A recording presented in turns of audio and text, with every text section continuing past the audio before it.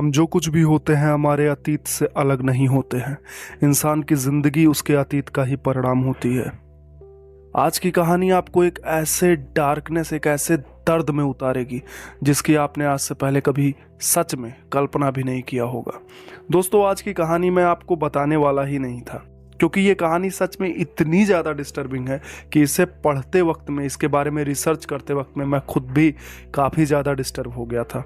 लेकिन ये कहानी की सबसे खूबसूरत चीज़ ये है कि ये कहानी एक ऐसे गलतफहमी को बताती है और एक ऐसी चीज़ को डिफ़ाइन करती है कि इंसान की गलतफहमी उससे क्या क्या करवा सकती है।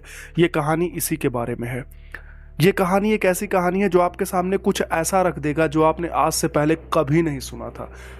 दोस्तों, मेरी एक वीडियो है जो कि आपको बहुत ज़्यादा, मुझे लगता है, देखना चाहिए। एक बार ज़रूर देखना चाहिए। उस वीडियो का नाम है this story will Hunt you tonight. आप जाके देख सकते हो, प्लेलिस्ट में आपको मिल जाएगी। वो वीडियो ज़रूर देखना। ये वीडियो उससे अलग है, लेकिन ये वीडियो का मकसद कहीं ना कहीं उस वीडियो से मिलता जुलता है।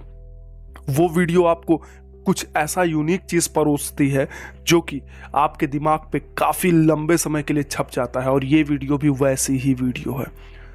दोस्तों, आगे बढ़ने से पहले एक बात मैं आपको ज़रूर बोलना चाहूँगा कि आप में से जितने भी लोग कमज़ोर और एक प्यार भरे दिल वाले हैं, प्लीज़ इस वीडियो को यहीं पे छोड़ के चले जाइए, क्योंकि ये वीडियो एक ऐसी वीडियो है आपको सच में बहुत लंबे समय के लिए डिस्टर्ब कर देगी। लेकिन अगर आप में हिम्मत है तो चलिए इस वीडियो को स्टार्ट करते हैं। दोस्तों, इस कहानी की शुरुआत एक बहुत ही खूबसूरत बड़े और लाल कलर के बहुत ही बेहतरीन महल से होती है। इस महल के अंदर काफ़ी सारी खूबसूरत चीज़ें थी। एक बड़ा सा डाइनिंग टेबल, एक बहुत ही बढ़िया गार्डन, एक बहुत ही बढ़िया खूबसूरत पार्किंग लॉन और बहुत बड़े लेवल का एक घोड़ों को रखने के लिए अस्तबल। लेकिन इस महल की सबसे बुरी बात यह थी कि इस महल में एक ऐसा भयानक राज पल रहा था जो आपको जानना बहुत ज़्यादा ज़रूरी होगा आने वाला वक्त में। इस महल के अंदर एक रानी रहती थी, जिस रानी का नाम था एलिजाबेथ। दोस्तों, ये घटना 16वीं शताब्दी की है और ये एकदम सच्ची घटना है। एलिजाबेथ एक ऐसी रानी थी जो कि अपने लोगों का बहुत अच्छे से ख्याल रखती थी, और इसका जो पारिवारिक चीज़ें थी इसकी, वो काफ़ी ज़्यादा, बहुत ही ज़्यादा प्रीमियम थी। मतलब कहने का ये है कि ये पैदाइशी रईस थी। मतलब इसके ख़ानदान में सारे लोग अमीर ही थे। इसके पिताजी, इसके बाबा जी, सभी लोग अमीर थे। और एलिजाबेथ काफ़ी ज़्यादा खूबसूरत और काफ़ी ज़्यादा अच्छी लड़की थी। एलिजाबेथ को देखते ही सामने वाला प्रभावित हो जाता था। उसके राज्य के लोग एलिजाबेथ से इतना प्यार करते थे, खासकर पुरुष, कि उसके लिए वो मरने के लिए भी तैयार होते थे। और एलिजाबेथ जब भी अपने क्षेत्र में निकलती थी, उसे देखने के लिए लाइन लग जाती थी। दोस्तों, एलिजाबेथ का जन्म 1560 में एक बहुत ही रईस घर में हुआ था। और रईसों की एक सबसे बुरी आदत होती है, आप जानते हो, कि वो काफ़ी ज़्यादा क्रूर होते थे पहले के ज़माने में। और ये क्रूरता एलिजाबेथ बचपन से ही देखती चली आई थी, और ये चीज़ें देखने के कारण उसके दिमाग पर ये बात छप गई थी कि ये जो प्रजा है, इसके साथ हम कुछ भी कर सकते हैं। इस प्रजा को हम जैसे चाहें वैसे इस्तेमाल कर सकते हैं। और इस चीज़ का इतना भयानक परिणाम हुआ जो आज एलिजाबेथ को इस दुनिया के सबसे ज़्यादा डार्केस्ट वोमेन की हिस्ट्री में रखती है। दोस्तों, एलिजाबेथ इस दुनिया की सबसे ख़तरनाक महिलाओं में गिनी जाती है, और उसका कारण ये है कि एलिजाबेथ ने अपनी ज़िंदगी में कुछ ऐसी चीज़ें इतने कम उम्र में कर दी जिसके बारे में आप और मैं फ़िलहाल तो सोच नहीं सकते। दोस्तों, एलिजाबेथ की ज़िंदगी साधारणता एक नॉर्मल तरीके से बीत रही थी। एलिजाबेथ का शादी भी हो जाता है 15 साल की उम्र में, क्योंकि एलिजाबेथ जैसे ही जवान हुई उसे काफ़ी बड़े बड़े सम्राट लोगों के रिश्ते आने लगे, और उसकी शादी एक बहुत ही अमीर और शक्तिशाली एक इंसान, एक मर्द से होती है, एक बहुत ही जेंटलमैन से होती है। लेकिन कहते हैं ना, दिल में हमेशा एक अजीब सा अंधेरा रहता है ऐसे बड़े लोगों के, और एलिजाबेथ के केस में यही था।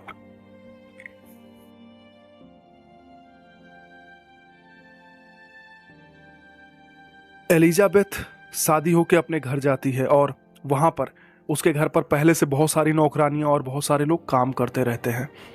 एलिजाबेथ वहाँ पे जाती है और वहाँ की गरीब लड़कियों को और सारे लोगों को देखना शुरू करती है। और एक दिन अचानक एलिजाबेथ एक गांव की लड़की को बुलाती है और वो लड़की गायब हो जाती है। एलिजाबेथ से पूछा जाता है, चूंकि पहले तो पूछने की हिम्मत नहीं थी किसी में, लेकिन बाद में कुछ लोग पूछते हैं कि मैम एक लड़की आई थी, क्या आप उसे जानती हैं? एलिजाबेथ बोलती है मैं तो उससे कभी मिली ही नहीं, तो मैं जानूंगी कैसे। बात आई गई हो जाती है, काफ़ी समय बीत जाता है इस बात को। और फिर एक बूढ़ी महिला लगभग 40-45 साल की एलिजाबेथ के महल में काम करने के लिए जाती है, वो भी गायब हो जाती है। तीसरी महिला एक बहुत ही खूबसूरत 12 साल की बच्ची, परिस्थिति की मारी थी, वो भी एलिजाबेथ के महल में काम करने के लिए जाती है। 2 महीनों के अंदर वो भी गायब हो जाती है। और एलिजाबेथ, गांव की लड़कियां इतनी तेजी से गायब हो रही थी, एलिजाबेथ इस चीज़ से खुद भी अपने आप को बहुत ज़्यादा परेशान महसूस करने लगती। क्यों? क्योंकि इससे उसके महल में कोई काम करने वाला ही नहीं मिल रहा था। लेकिन आखिर इस खौफनाक गायब होने के इस दौर के पीछे का कारण क्या था?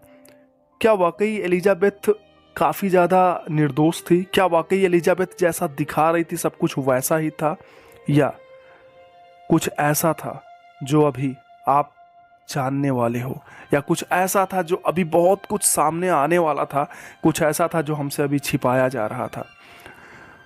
दोस्तों, ये हत्याओं का सिलसिला लगातार चलता रहा, सालों साल चलता रहा, और महल के आसपास के गांव में डर का माहौल बनता चला गया। क्यों?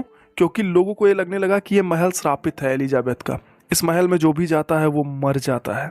लेकिन एक दिन उसकी क्रूरता को रोकने के लिए एक साहसी, हिम्मती और दमदार व्यक्ति ने कदम उठाया। उस व्यक्ति ने गांव के लोगों के साथ एलिजाबेथ के बारे में चर्चा किया। उसने कहा ये लड़की बाहर से आई हुई है और ये हमारे महल के, हमारे जो सेठ जी हैं, हमारे जो सम्राट हैं, उनकी बीवी है, लेकिन इसके बैकग्राउंड के बारे में कभी किसी ने पता किया? ये लड़की जब से आई है तब से महल में लड़कियां गायब होने लगी हैं, ऐसा क्यों हो रहा है? सीधे सीधे वो व्यक्ति कह रहा था कि एलिजाबेथ ही इन सारी हत्याओं के पीछे इन्वॉल्व है, और इस चीज़ के लिए लोग पहले उसका विरोध करते हैं कि नहीं, वो काफ़ी सुंदर है, काफ़ी अच्छी है, और जब तक लोग उसके साथ काम करते हैं, लोग जितनी भी औरतें उसके साथ काम करती थी, किसी ने भी एलिजाबेथ की कभी बुराई नहीं की। तो तुम ऐसा कैसे कह सकते हो? अरे भाई, गांव से जाते समय बीच में जंगल का भी तो रास्ता पड़ता है, काफ़ी सारे घने जंगलों के बीच में जानवर रहते हैं, उनमें से किसी ने अगर उन औरतों को खा लिया हो या मार दिया हो तो? इस बात में भी दम था। लेकिन उस व्यक्ति ने कहा तुम लोग कुछ भी कहो, लेकिन मुझे इस औरत पे शक है और मैं इस औरत के अंदर कुछ कमियां देखता हूं, और मैं उस औरत को एक बार करीब से जानना चाहता हूं, उस महल के अंदर मैं जाना चाहता हूं। वो प्लान करते हैं, और प्लान करने के बाद में एक रात अचानक से वो सभी गांव के 4-5-6 लोग प्लान करते हैं कि हम उस महल में चोरी से घुसेंगे, और वो चोरी से उस महल में घुस जाते हैं। और घुसने के बाद उन्हें एलिजाबेथ पर शक होता है। सबसे पहले वे एलिजाबेथ के बेडरूम में जाते हैं। एलिजाबेथ अपने कमरे में सो रही थी, और रात में दाखिल होने के बाद वो इधर उधर भटकने लगते हैं। भटकते भटकते भटकते भटकते वो एक ऐसे कमरे में पहुंच जाते हैं जो कमरा इंसानों के देखने के लायक नहीं था।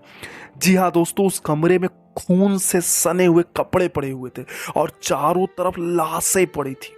एलिजाबेथ उन लाशों को मरा हुआ समझकर फेंकती थी, और वो लाशें 1-2 की संख्या में नहीं थी, वो लाशें सैकड़ों संख्या में थीं, क्योंकि ये घटनाएं सालों से हो रही थी। कुछ लाशों में कीड़े पड़ चुके थे, और उन सने हुए कपड़ों से इतनी बदबू आ रही थी कि वहां पे एक इंसान का ठहर पाना मुश्किल ही नहीं, नामुमकिन था। ये चीज़ देखकर उनमें से काफ़ी सारे लोगों के पसीने छूट गए, और उस व्यक्ति ने उसी रात को एलिजाबेथ को पकड़ लिया और उसके महल को हमेशा के लिए बंद करवा दिया। लेकिन सुबह में जब एलिजाबेथ से पूछा गया कि तुम्हारे महल में इतनी सारी लाशें मिली हैं, एलिजाबेथ बोलती है मुझे इसके बारे में कुछ नहीं पता। इस चीज़ से गांव वाले, आस पड़ोस के लोग इतने नाराज हो चुके थे, और उसका पति भी इतना नाराज हो चुका था कि एलिजाबेथ को वह उसी कमरे में ही कैद कर देता है, उसी महल में कैद कर देता है। और एलिजाबेथ अपनी पूरी जिंदगी एक अंधेरे कमरे में बिताना शुरू करती है। इस महिला की कहानी सदियों तक चलती रही है, क्योंकि ये 16 शताब्दी की कहानी है। और ये महिला उस कमरे में अकेले रह के तड़प तड़प के चिल्ला चिल्ला के मर गई। लोग कहते हैं कि एलिजाबेथ उन औरतों का मर्डर इसलिए करती थी क्योंकि एलिजाबेथ एक रिचुअल कर रही थी, जिसमें उसे ये पता चला था कि अगर वो अपनी खूबसूरती को हमेशा के लिए बरकरार रखना चाहती है तो उसे औरतों के खून से अपने आप को नहलाना पड़ेगा। मतलब वो महीने में 2 बार 3 बार औरतों की हत्या करती और उसके खून से नहाती थी। एलिजाबेथ ये बात कभी एक्सेप्ट नहीं की, लेकिन जितनी भी उसके इर्द गिर्द चीजें मिली, जितने भी टेक्स्ट मिले, जितने भी किताबें मिली, वो रिचुअल की किताबें थी। और उसमें बार बार उसी एक पेज पे काफ़ी ज़्यादा फोकस किया गया था, जिसमें ये रिचुअल लिखा था कि खून से नहाने पर वो हमेशा के लिए जवान रह सकती है। और इस गलतफहमी के चलते एलिजाबेथ ने सैकड़ों औरतों और लड़कियों की जिंदगी बर्बाद कर दी, उनके परिवारों को तबाह कर दिया, क्योंकि एलिजाबेथ हमेशा जवान रहना चाहती है। हालांकि वो जवान ही थी, 15 वर्ष की एज में उसकी शादी हो चुकी थी, तो वो जवान ही थी, लेकिन वो अपने आप को हमेशा 15 साल का रखना चाहती थी। इसके लिए उसने एक ऐसा कदम उठाया जो उस दौर में एक इंसान के सोचने से भी बाहर था। उसने लोगों को मार के उनके खून से नहाना शुरू कर दिया था। दोस्तों, एलिजाबेथ की इस कहानी की सच्चाई क्या है, ये आज भी एक राज बना हुआ है। और हम एक बात जानते हैं कि इस तरह की घटनाएं 100% सच भले ना हो, लेकिन 100% झूठ कभी नहीं हो सकती हैं। एलिजाबेथ की कहानी ये बताती है कि इंसान खूबसूरती के पीछे कितने डार्क सोच और क्राइम कर सकता है, वो किसी व्यक्ति का शक्ल देख के नहीं जाना जा सकता। इसीलिए आप हमेशा एक बात ध्यान रखिएगा, आप अपनी ज़िंदगी में जिससे भी मिल रहे हो, जिससे भी बात कर रहे हो, सिर्फ शक्ल देखकर अगर आप ये जज कर रहे हो कि ये बहुत अच्छा इंसान है, या सिर्फ शक्ल देखकर आप ये जज कर रहे हो कि ये बहुत बुरा इंसान है, कभी मत करना दोस्त। उसके इर्द गिर्द चीज़ें कैसी घट रही हैं, वो किस तरह का व्यक्ति है, किस तरह का उसे शौक है, ये चीज़ जान के आप उससे दोस्ती करो। क्यों? क्योंकि कई बार छोटी छोटी चीज़ें, अच्छी चीज़ें आपको बहुत बड़े नर्क में ढकेल सकती हैं। खूबसूरत लोग हमेशा अच्छे हों ये ज़रूरी नहीं है, और खूबसूरत लोग हमेशा बुरे हों ये भी ज़रूरी नहीं है। ये हमारी आपकी सोच, विचार, बुद्धि और संगत पे डिपेंड करता है। एलिजाबेथ इतनी ज़्यादा क्रूर इसलिए हो गई क्योंकि उसके परिवार में ये माहौल था, क्योंकि उसके परिवार बड़े घराने के लोग थे जो इंसानों को इंसान नहीं समझते थे। एलिजाबेथ ने अपनी ज़िंदगी में ये चीज़ देखा कि किसी को भी प्रताड़ना देना, किसी को भी परेशान करना, किसी को भी मार देना कोई बहुत बड़ी चीज़ नहीं है। और इस चीज़ पर एलिजाबेथ का सबकॉन्शियस माइंड पूरा फोकस्ड हो गया। उसने बचपन से ही एक चीज़ देखा कि मेरे लिए कोई भी चीज़ बड़ा नहीं है, मैं किसी की भी हत्या कर सकती हूँ, मैं किसी को भी मार सकती हूँ, मैं किसी के लिए कुछ भी कर सकती हूँ, क्योंकि मैं एक बड़े घराने की औरत हूँ। एलिजाबेथ की इस सच्चाई और उसके द्वारा पढ़े गए कुछ ऐसे रिचुअल्स जो कि उस जमाने में बहुत फेमस थे, 16वीं शताब्दी में ये चीज़ें बहुत कॉमन थी, लोग अंधविश्वास पे बहुत जल्दी विश्वास करते थे। उसे किसी ऐसे रिचुअल में ही ये चीज़ पता चला कि अगर वो अपने से नीचे की औरतों का गला काटती है, उसका खून लेती है और उस खून से अपने आप को नहलाती है, तो और खूबसूरत हो जाएगी, परियों जैसी दिखने लगेगी, बहुत खूबसूरत हो जाएगी, अपनी ज़िंदगी में बहुत सुकून की ज़िंदगी जिएगी, हमेशा जवान रहेगी। इस विचारधारा के चलते उसने सैकड़ों औरतों की जान ले ली। आप कल्पना कर सकते हो दोस्तों इस कहानी का कंक्लूजन क्या है, इस कहानी का जो ओवरऑल सीख है वो क्या है? दोस्तों इस कहानी का सीख ये है कि इंसान हमेशा से ही ऐसा ही था। इस कहानी का सबक यह है कि कभी भी किसी गलतफहमी, किसी पढ़े हुए चीज़ पर आंख मूंद कर भरोसा नहीं करना चाहिए, अपना कॉमन सेंस यूज करना चाहिए। अगर कॉमन सेंस इंसान यूज करता है तो वो काफ़ी कुछ ऐसे बुरी चीज़ों से बच सकता है जो कॉमन सेंस यूज ना करने पर उसके साथ घट सकती हैं। लेकिन दोस्तों लिखी गई बातें हमेशा झूठ भी नहीं होती। इस घटना के पीछे की सच्चाई क्या है, ये आज भी एक रहस्य बना हुआ, ये एक राज है जिस राज को आज तक कोई सुलझा नहीं पाया है। क्या ऐसे रिचुअल सच में काम करते थे?